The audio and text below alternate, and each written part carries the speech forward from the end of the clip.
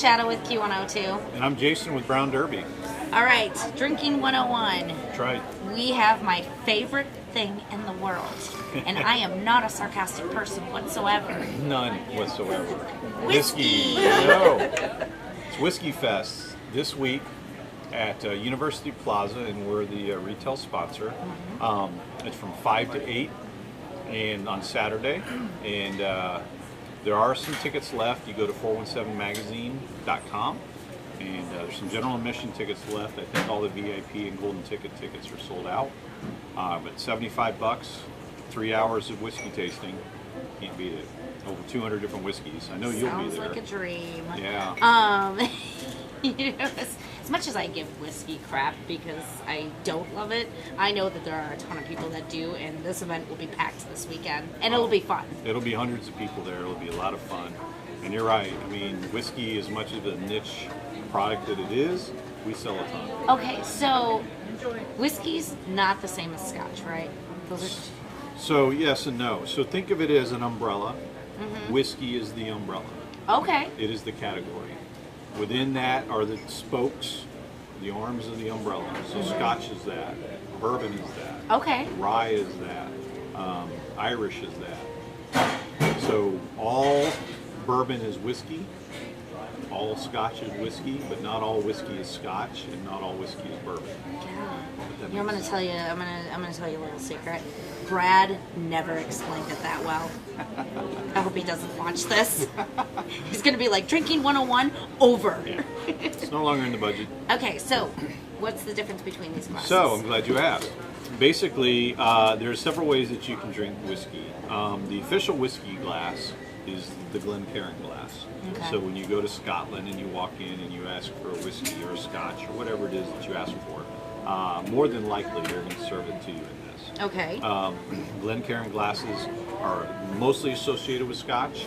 However, a lot of places, craft cocktail bars, some here in town even, have started serving all their whiskey in the Glencairn glass because it is in fact the official whiskey glass. Okay. What we have here, this is a new one. This just came on. Looks like a little vase. Yeah, it's called the Neat Whiskey Glass.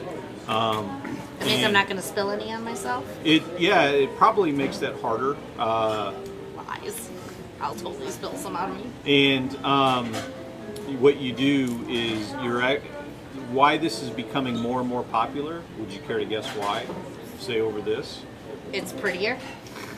It's shaped In better. In relative terms, yes. It's curvy. It's got curves. You can include ice in that. Oh. And it's harder to do that with this. So you can actually take like a smaller ice ball. Did you see that light bulb just go up? I see what you're saying.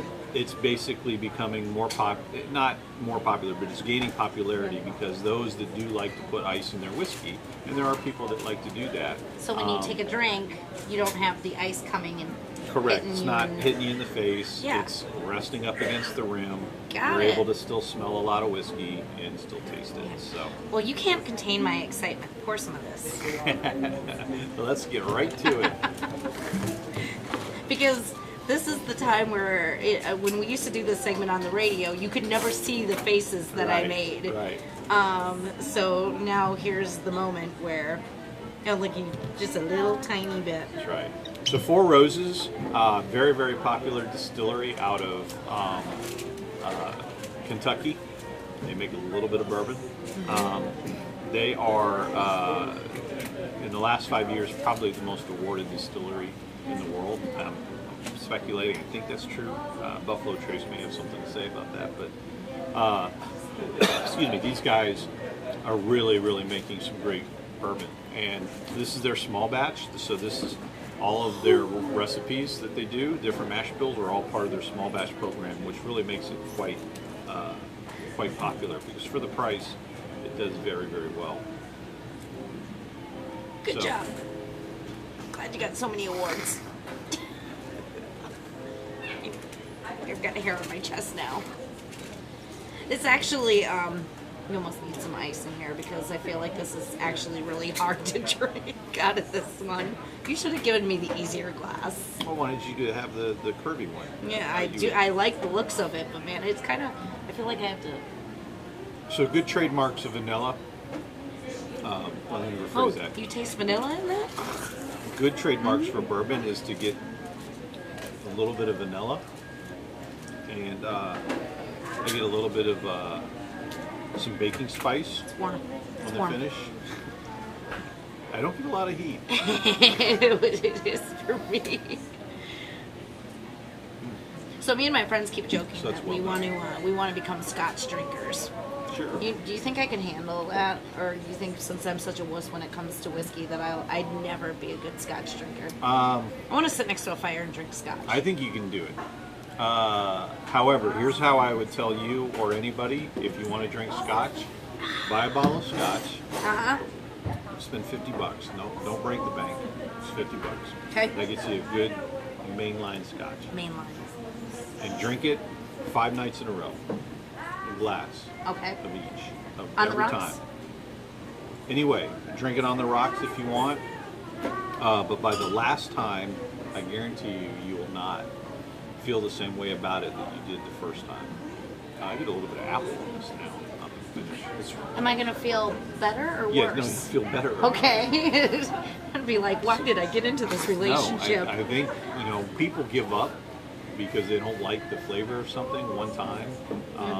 They'll give up after 2 times. But what they don't realize over time is the more and more that you try the same thing, your palate evolves and it changes. And you can really give yourself much more. I mean, think back the first time you ever snuck beer out of your parents' refrigerator. I didn't care for it. I didn't. Yeah, I didn't love like, it either. Now I'm like, woohoo, beer? Yeah. Are you kidding me? Same with whiskey, same with wine.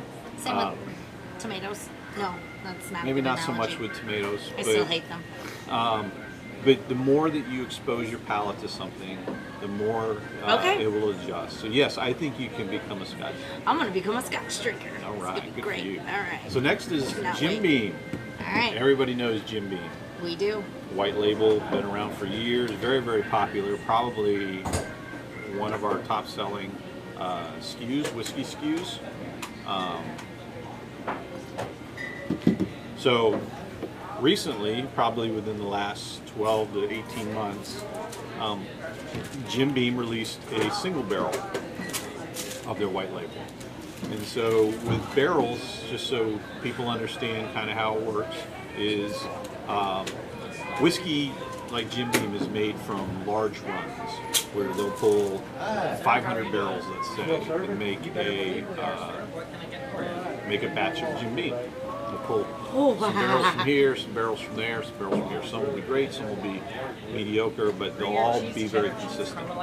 And Jim Beam generally will taste the same year after year, despite it being from different regions and such. So what you get with a single barrel is a little higher quality. So instead of pulling from 500 barrels, you're literally pulling from the best barrel of the lot. And you're bottling that exclusively. So this is the best of the best. The best at that From Jim time Beam. from Jim Beam. So on the nose, I get a lot of nougat, peanut butter. I get a lot of heat. I'm still not getting the heat. I'm not picking up on that. You get peanut butter? I get nougat and peanut butter, yeah, almost like a Nougat Butterfinger. and peanut butter. Like a Butterfinger. Yeah. I'm sorry, Jim Beam. This does not taste like a Butterfinger. If I have to choose right now, that one.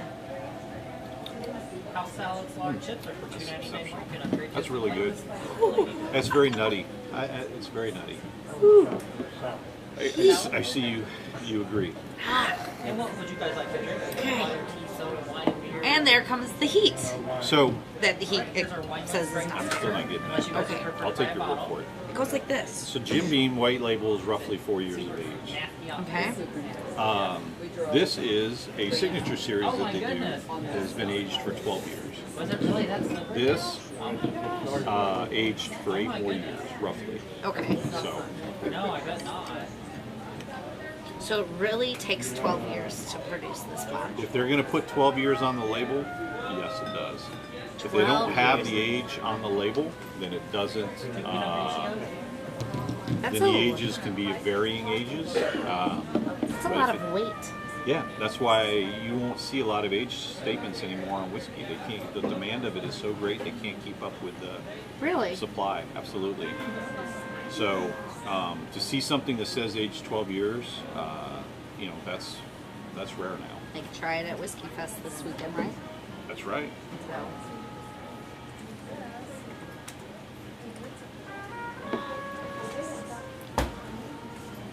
If it's aged 12 years, it goes down a little bit more smooth. I was just getting ready to say, so what should you taste right now? This should be much mellower. Mm-hmm. It shouldn't be as hot as the previous two. Nope. And the reason being is because it's aged for exceptionally, almost twice as long. This is it's much softer, much easier to drink. Not as hot for Shadow. Thank you. Still not Handling as hot for me. Really, really good. That's really. Well, there you go. If you want to drink Scotch, drink it for 5 days straight. Wait, at night, not. Not at work. Yes. Yeah, not at your work. job. No, actually, the whole reason I want to start drinking Scotch is so that I am kind of like in the TV shows. I can open up my desk drawer and pull out my bottle and be like, "Look, we need a drink. This has to happen." So, all right, Whiskey Fest going on this weekend. Where's it again? It's at University Plaza. University Plaza. If you see me, it's a shocker. It's drinking 101. Cheers. Cheers.